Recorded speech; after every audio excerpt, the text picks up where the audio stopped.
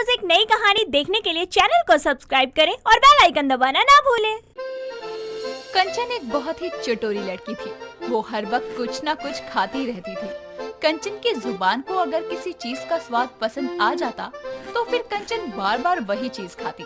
एक दिन कंचन अपनी सहेली अनु के साथ घूमने के लिए जा रही थी। तभी अनु कंचन से कहती है, तुझे पता है हम जहाँ जा रहे हैं घूमने वहाँ की सबसे फेमस चीज क्या है? नहीं पता, बता तो सही क्या है।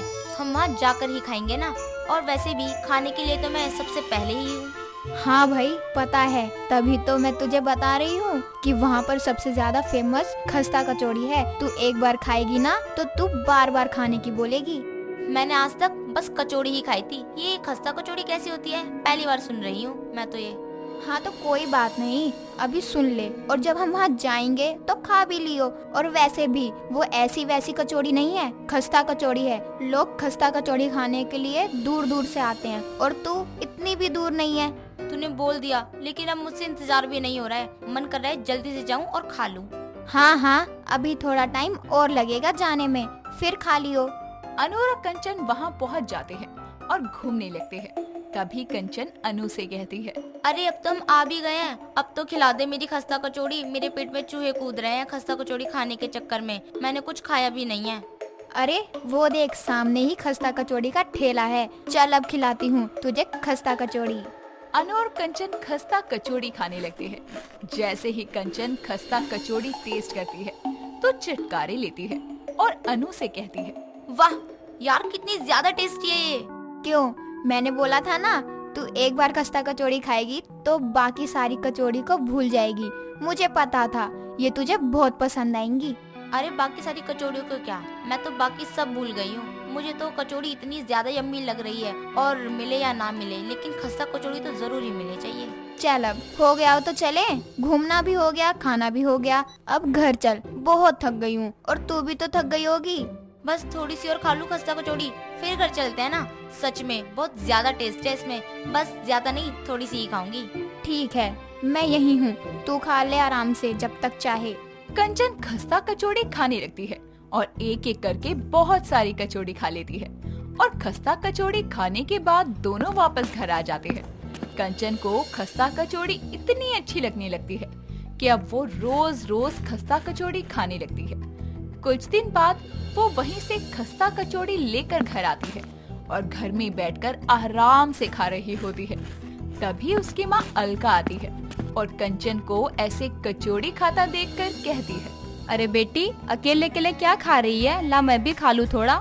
नहीं, मैं नहीं दूंगी खस्ता कचौड़ी, इतनी दूर से लेकर आई हूँ, और अब मैं आपको दे दूं क्या? आप भी, थोड़ी सी ही बची है। इतनी सारी तो है, एक आध मैं ले लूंगी तो खत्म नहीं हो जाएगी। ला दे, मैं भी तो खाऊं तेरी खस्ता कचौड़ी। आज तक बस सुना है, खाई नहीं है। ला अब खा कर देखूं। क्या माँ, आप तो बच्चों की तरह कर रही हो। आपको खानी है तो आपके लिए भी मंगवा लेती हूँ, लेकिन मेरे से मत मांगो। मैं जा रही हूँ अपने कमरे में, वहीं चैन से खाऊंगी, नहीं तो यहाँ कोई ना कोई मुझे डिस्टर्ब ही करता रहेगा। इतना बोलकर कंचन अपने कमरे में चली जाती है और वहाँ खाने लगती है। कंचन खस्ता कचौड़ी इतनी ज्यादा खाने लगी थी जिसकी कोई सीमा नहीं थी।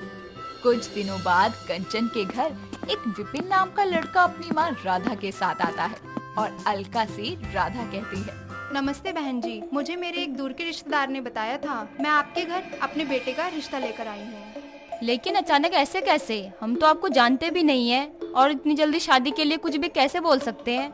कोई बात नहीं, आप अपनी तसल्ली के लिए पता कर लीजिएगा। वैसे हम यहाँ आ रहे थे तो रास्ते में एक खस्ता कचौड़ी का ठेला देखा, तो हम आपके लिए ले आए। आप इसे तो मना नहीं करोगे ना? नहीं, बिल्कुल आइए, मैं आपके लिए चाय नाश्ता लेकर आती हूँ, आप बैठिए। अलका दोनों के लिए चाय नाश्ता लेने किचन में जाती है। इतने में कंचन भी कॉलेज से घर आती है और टेबल पर कचौड़ी देखकर उस पर टूट पड़ती है और जल्दी से कचौड़ी खाने लगती है। तब तक अलका भी सबके लिए चाय लेकर आती है और वो कंचन को ऐसे कचौड़ी खाता देखकर कहती है, बेटी ये मेहमानों के लिए है, उनके लिए भी कुछ रख दे या सब खुद ही खा जाएगी। चल ला इधर, मैं सबके लिए लेकर आती हूँ। नहीं माँ, आपको पता है ना, मैं खस्ता कचौड़ी किसी से भी शेयर नहीं करती हूँ, तो आप फिर मुझे अभी शेयर करने को क्यों बोल रही हैं? क्योंकि ये मैं नहीं लाई, ये लोग लाए हैं। पहले सबको तो देने दे, फिर खा लियो। नहीं, मैं नहीं दूंगी खस्ता कचौड़ी। घर मेरा है तो कचौड़ी भी मेरी है, और मैं नहीं दे रही किसी को एक भी कचौड़ी। कोई बात नहीं बहन जी, खाने दीजिए। हाँ कोई नहीं आंटी जी, आप दे दीजिए। लगता है आपकी बेटी खस्ता कचौड़ी की फैन है। हाँ, इसको बहुत पसंद है खस्ता कचौड़ी। वैसे यही है मेरी बेटी जिसके लिए आप रिश्ता मांगने आए हैं। आपको कैसी लगी मेरी बेटी? हम तो रिश्तेदारों के बोलने पर आ गए थे आपकी बेटी को देखने, लेकिन अब तो ये लगता है थोड़ा सोच लें वही बेहतर होगा, क्योंकि आपकी बेटी को तो खस्ता कचौड़ी के आगे कुछ दिखता ही नहीं है। मेरा बेटा क्या खाक दिखेगा? कोई बात नहीं, आप थोड़ा सोच लीजिए फिर बता देना।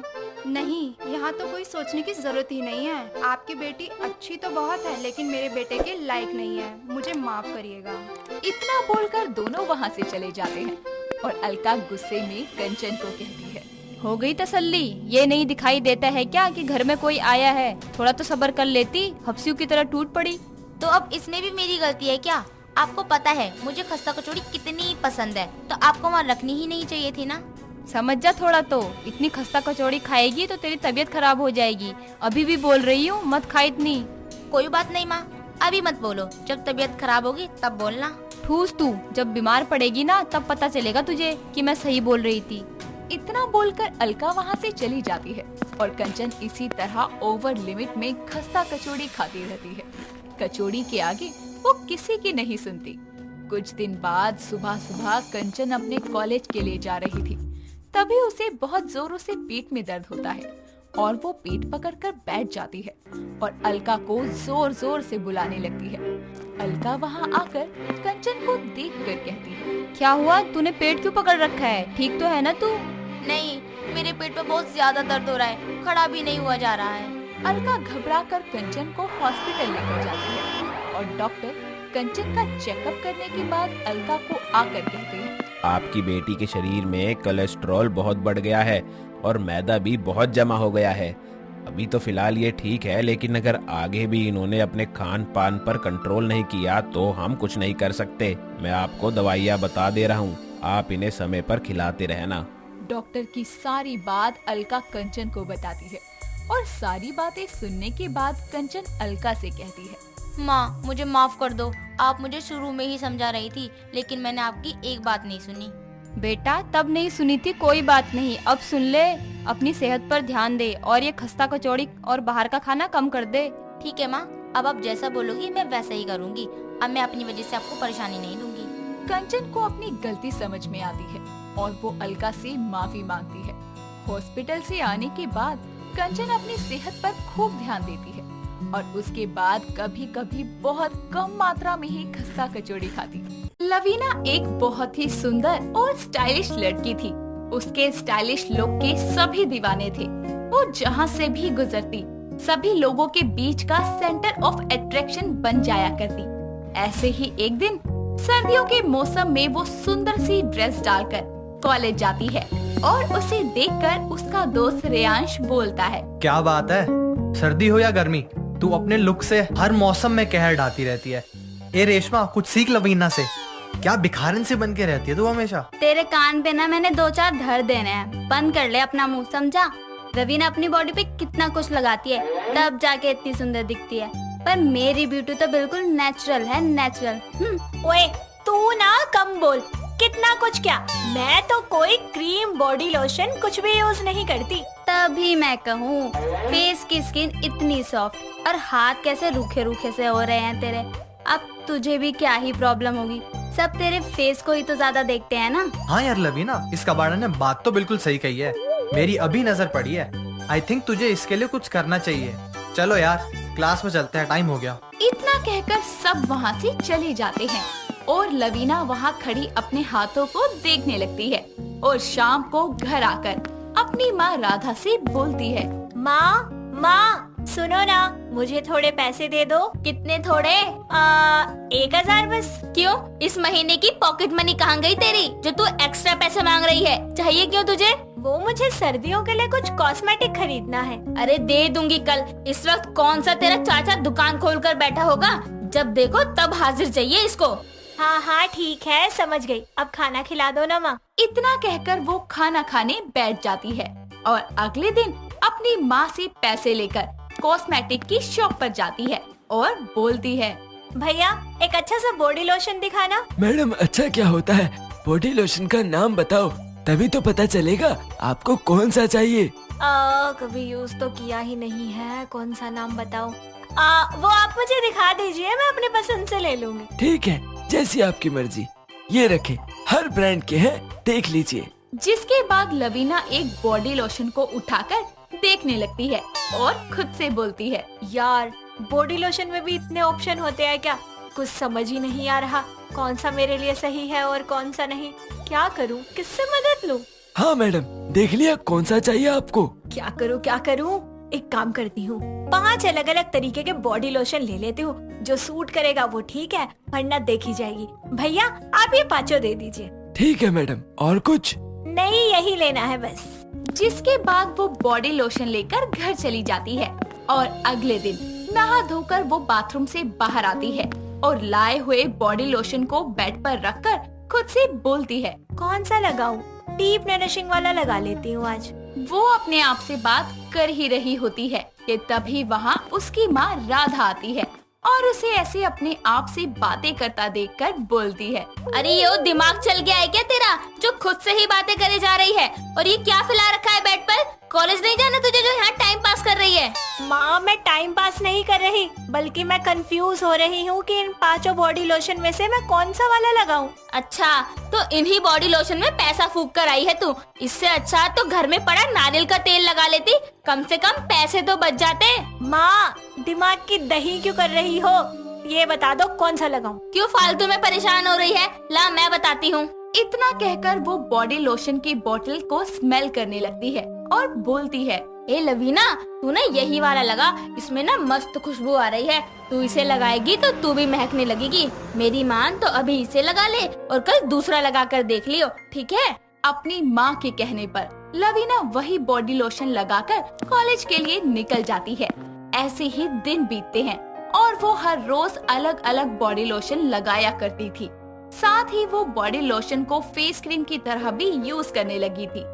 कुछ दिन तो सब कुछ नॉर्मल रहता है, लेकिन जैसे जैसे समय बीतता है, लवीना के तरह तरह के बॉडी लोशन लगाने की वजह से उसके हाथ और गले पर हल्के हल्के रैशेस होने लगते हैं, जिसे देखकर उसकी फ्रेंड रेशमा बोलती है, ओए लड़की, ये हाथों पे लाल लाल सा क्या हो गया? कोई चोट लग गई क्या?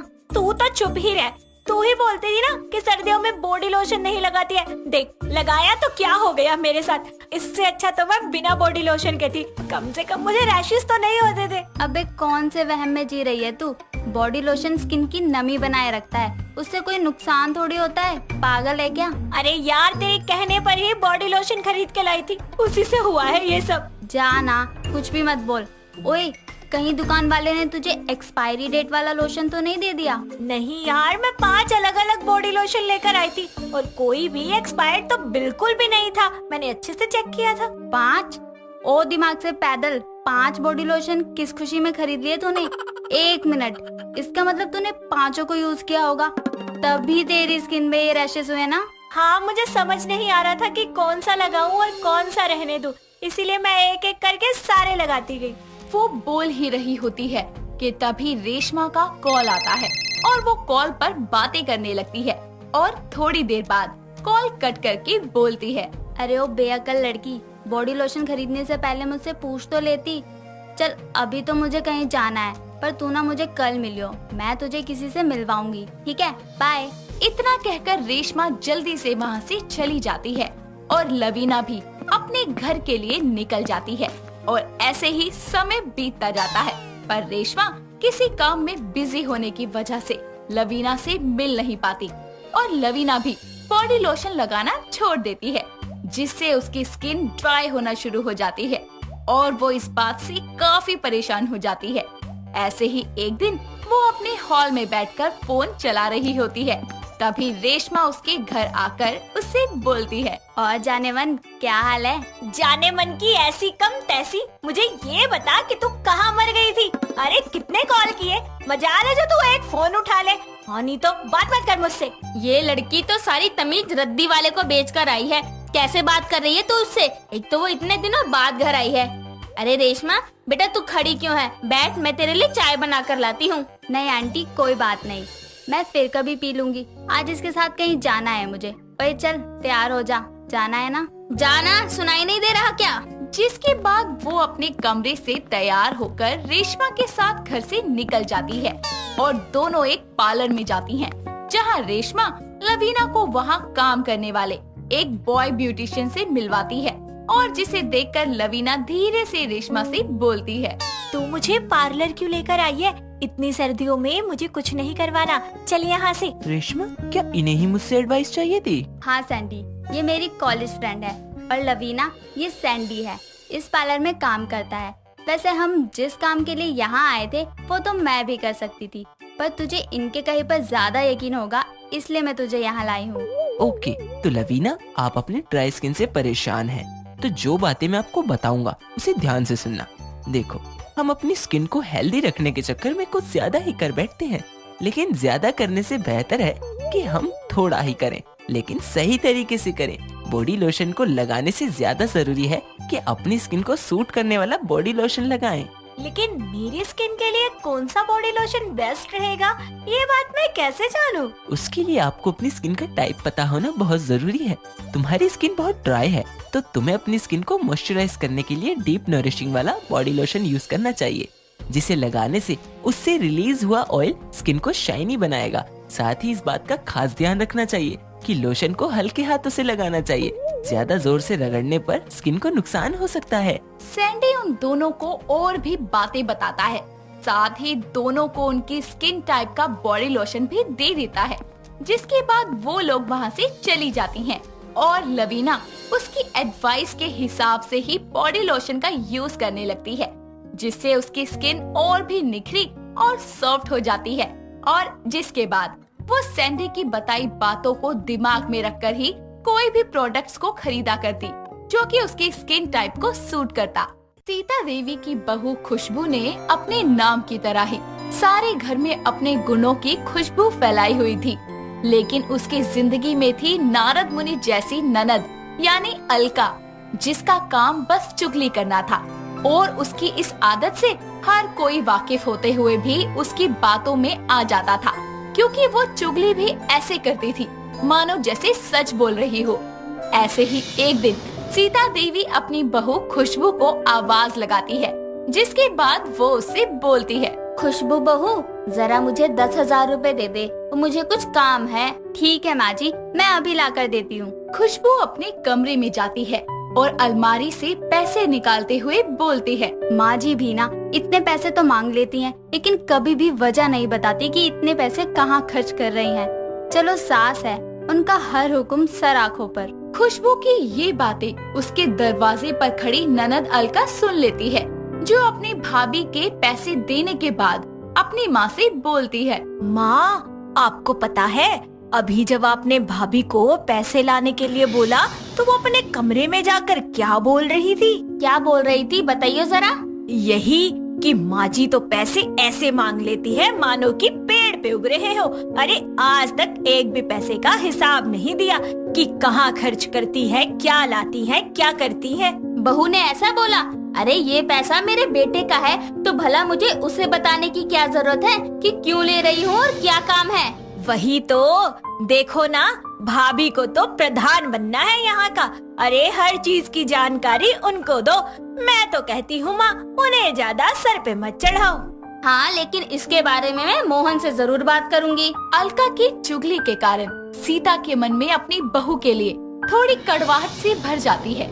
वहीं दूसरी तरफ अलका अपनी माँ की चुगली करने के लिए रसोई में अपनी भाभी खुशबू के पास जाकर बोलती है, भाभी क्या कर रही हो? कुछ नहीं दीदी, माँ जी की मनपसंद पनीर की सब्जी बना रही हूँ। उनको बहुत पसंद है ना पनीर, तो सोचा आज चलो माँ जी को खुश कर दिया जाए। वाह भाभी, आपके जैसी बहू तो भगवान हर घर में दे। लेकिन क्या फायदा आपके ये सब करने का? जिसके लिए आप ये सब कर रही हैं, वो तो आपके लिए मन में जहर लेके बैठी है। क्या मतलब दीदी? माँ जी और मेरे लिए अपने मन में जहर क्यों भरेंगी? वैसे देखो, मुझे ज्यादा तो कुछ नहीं पता, लेकिन हाँ, मैंने उनके मुंह से कहते सुना था कि आपने कहा है कि वो पैसे ले लेती है, फिर उसका हिसाब नहीं देती है, इसलिए वो मोहन भैया से इस बारे में बात करेंगी। क्या इतनी सी छोटी बात के लिए माँ जी मोहन जी से मेरी शिकायत करेंगी? अरे मैंने तो ऐसे ही कह दिया था, कोई मन से थोड़ी कहा था। वही तो भाभी, आपके किए इतने सारे अच्छे काम नजर नहीं आते उन्हें, बल्कि आपकी छोटी सी गलती नजर आ गई। कोई नहीं, अगर मोहन जी ने मुझसे कुछ भी कहा तो मैं भी चुप नहीं रहूंगी। और अब कोई पनीर नहीं बना रही मैं माँ जी के लिए। माँ जी को मुझसे इतनी ही प्रॉब्लम है तो मेरे हाथ का पनीर भी उनको जहर ही लगेगा। अलका अपनी भाभी के मन में भी अपनी माँ के प्रति कड़वाहट भर के अपने कमरे में चली जाती है, जहाँ जाकर वो खुद से बोलती है, आज तो मजा आ जाएगा। ये चुगली करना भी किसी चिंगारी से कम थोड़ी है, तुरंत आग लग जाती है। और हाँ, ये चुगली करने की आदत पता ही है सबको मेरी, फिर भी ना जाने क्यों मेरी बातों में आ जाते हैं पागल कहीं के। अलका अपना काम करके बड़े ही आराम से सोफे पर बैठकर टीवी देखती है और कुछ ही देर में मोहन घर आता है, जिसके बाद अलका अपने भाई को पानी देती है। घर के माहौल को ऐसे शांत देखकर मोहन अलका से बोलता है, अलका, ये माँ और खुशबू कहाँ हैं? बड़ी ही शांति फैला रखी है दोनों ने आज, वरना तो दोनों इस टाइम साथ बैठकर टीवी देख रही होती हैं। बात ऐसी है कि भाभी से आज माँ ने थोड़े से पैसे मांग लिए, तो भाभी भी बड़ी चंट निकली। भाभी ने तो उनका हिसाब मांग लिया कि आपको पैसे क्यों चाहिए। अब बताओ, माँ गुस्से में खाना पीना भी नहीं खा रही। अरे अपने बेटे की कमाई में से ही तो पैसा मांगा था, कौन सा कोई नाजायज पैसा मांगा था। लेकिन भाभी भी ना, वो कौन सी कम है। माँ कह रही थी कि पनीर बना लो, लेकिन वो गुस्से में बोली कि मैं तो नहीं बनाऊंगी, फेंक कर चली गई। क्या ऐसा करा खुशबू ने? मैं बात करता हूँ। मोहन गुस्से में आकर अपने कमरे में जाता है, जहाँ खुशबू फोन पर अपनी माँ से बातें कर रही होती है। ये देखकर वो उससे बोलता है, फोन काटो अभी के अभी। खुशबू कॉल काट कर मोहन से बोलती है, मोहन क्या हुआ, ऐसे क्यों चिल्ला रहे हो? ऐसे क्यों चिल्ला रहा हूँ? अरे तुमने मेरी माँ से मेरे पैसों का हिसाब मांगा, और तो और उनके लिए बनाया खाना भी फेंक दिया। अरे एक दिन में तुमको मेरी माँ से इतनी नफरत हो गई। वाह, सही कहा है लोगों ने। बहू घर बनाती है वो किसी को नहीं दिखता, लेकिन बहू की एक गलती पर उसको घर तोड़ने वाली जरूर बोल दिया जाता है। अरे तो मेरी माँ को दिए पैसों का हिसाब तुमको क्यों चाहिए? मेरी कमाई है, मेरी माँ जैसे मर्जी उड़ाए, मुझे फर्क नहीं पड़ता। तो तुमको क्यों इतनी मिर्च लग रही है? ठीक है, मैं कुछ भी नहीं हूँ ना, मुझे तो कोई हक ही नहीं है कुछ पूछने का, तो मैं इस घर से जा रही हूँ। वैसे भी जहाँ इज्जत ना हो उस घर में रहकर क्या फायदा। मुझे धमकियाँ मत दो, जाना है तो जाओ। खुशबू अपना सामान पैक करके गुस्से में घर से चली जाती है और सीता उसको रोकने की कोशिश करती है, लेकिन वो किसी की नहीं सुनती और अपने मायके जाकर रहने लगती है। अपनी भाभी को घर से निकलवाकर अलका बोलती है, सही है, भाभी भी ना मुझे छोटी छोटी बातों पर टोका करती थी, अब अपने घर रहेंगी तो कुछ दिन शांति से रहूंगी। खुशबू के जाने से घर वीरान सा हो गया था, लेकिन मोहन भी अपने गुस्से में उसे लेने नहीं जाता। कुछ दिन बाद जब अलका घर से तैयार होकर निकल रही होती है, तो उसकी माँ उसे रोकते हुए बोलती है, अलका, इतना तैयार होकर कहाँ जा रही है? वो माँ, मैं कॉलेज की फ्रेंड के घर जा रही हूँ, उसकी बर्थडे पार्टी में शाम तक आ जाऊंगी। कहीं नहीं जाना। अरे घर का माहौल नहीं दिख रहा तुझे? तेरी भाभी घर छोड़कर जा चुकी है और तुझे बाहर जाना है। अरे अब भाभी की वजह से मैं आना जाना छोड़ दूं क्या? वो अपनी मर्जी से गई है, मैंने नहीं भेजा उन्हें। अलका, एक बार में बात समझ नहीं आती, चुपचाप अपने कमरे में जा। अलका गुस्से में आकर अपने कमरे में जाती है और अपना बैग फेंकते हुए बोलती है, पहले भाभी रोका टोका करती थी और अब माँ। भाभी को तो मैंने घर से निकाल दिया, अब माँ का भी कोई बंदोबस्त करना पड़ेगा। अलका अपनी माँ के खिलाफ अपने भाई के कान भरने जाती है, जहाँ वो मोहन के कमरे में आकर उससे बोलती है, भाई मुझे तेरे लिए बड़ा बुरा लग रहा है, लेकिन तूने ना जल्दबाजी में गलत कदम उठा लिया। गलत कदम मतलब ये कि मैंने माँ को कहते सुना था कि झूठी सच्ची बातों का रस मिलाकर मैंने अपने बेटे के कानों में भर दिया और उसने बहू को घर से निकाल दिया। अब मेरा बेटा सारी जिंदगी मेरे पल्लू से बन के रहेगा। क्या माँ ने ऐसा बोला? मतलब उन्होंने जो भी खुशबू के बारे में मुझे बताया वो पूरा सच नहीं था? माँ ऐसा कैसे कर सकती हैं? अपने ही बेटे का घर कैसे तोड़ सकती हैं वो? अरे भाई, बीवी घर की सारी जिम्मेदारियां संभाल लेती है तो माँ को डर होता है कहीं उसका बेटा उसके लिए पराया ना हो जाए, इसीलिए ये सब हो गया। क्या? मुझे तो यकीन ही नहीं हो रहा। मोहन वहाँ से चला जाता है, जिसके बाद अलका बोलती है, ये लो जी, अब तो माँ का भी इंतजाम हो गया। अब भाई या तो भाभी के साथ अलग रहने लगेंगे या फिर माँ को भी धक्के देकर घर से बाहर निकाल देंगे।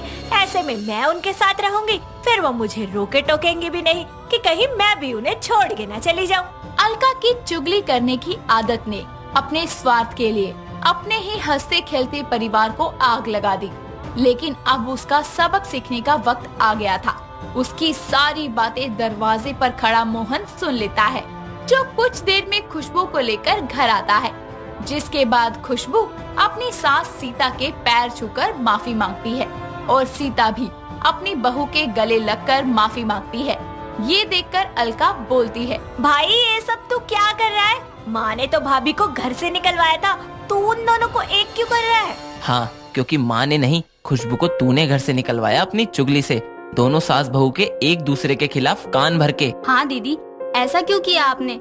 मैं तो आपका इतना ख्याल रखती हूँ, फिर भी। और नहीं तो क्या, अरे तेरी भाभी तेरे लिए दूसरी माँ है, पर तूने तो अपनी सगी माँ को ही नहीं छोड़ा। ना ना ना ना, ये झूठ है, मैंने ऐसा कुछ नहीं किया। तेरा झूठ मैंने अपने कानों से सुना है, और अब तेरी सजा ये है कि जब तुझे अपने रिश्तों का ही मोल नहीं है तो हम तुझसे ये रिश्ता ही छीन रहे हैं और तुझे हमेशा के लिए हॉस्टल भेज रहे हैं, जहाँ तू अकेली अपनी पढ़ाई पूरी कर और दीवारों से हमारी चुगली कर, क्योंकि वो तो जवाब भी नहीं देंगी। नहीं भाई, प्लीज ऐसा मत करो, मैं दोबारा कभी चुगली नहीं करूँगी। नहीं, जिसको रिश्ते का मोल ही नहीं है उसको सबक मिलना ही चाहिए, उसको रिश्तों से दूर करके। मोहन अलका को घर से दूर दूसरे शहर हॉस्टल भेज देता है, जहाँ कुछ हफ्तों रहने के बाद अलका अकेलेपन के कारण पागल सी होने लगती है। तब उसको समझ आता है कि जिन रिश्तों में वो चुगली करके आग लगा रही थी, वो रिश्ते उसकी जिंदगी में कितने जरूरी हैं। इसीलिए उसको सबक सीखता देखकर मोहन भी उसे वापस घर ले आता है और सब एक साथ फिर से रहने लगते हैं। दोस्तों, अगर आपको ये कहानी पसंद आई तो इसे लाइक करें, शेयर करें और कमेंट करके बताएं कि कहानी में आपको सबसे अच्छा क्या लगा।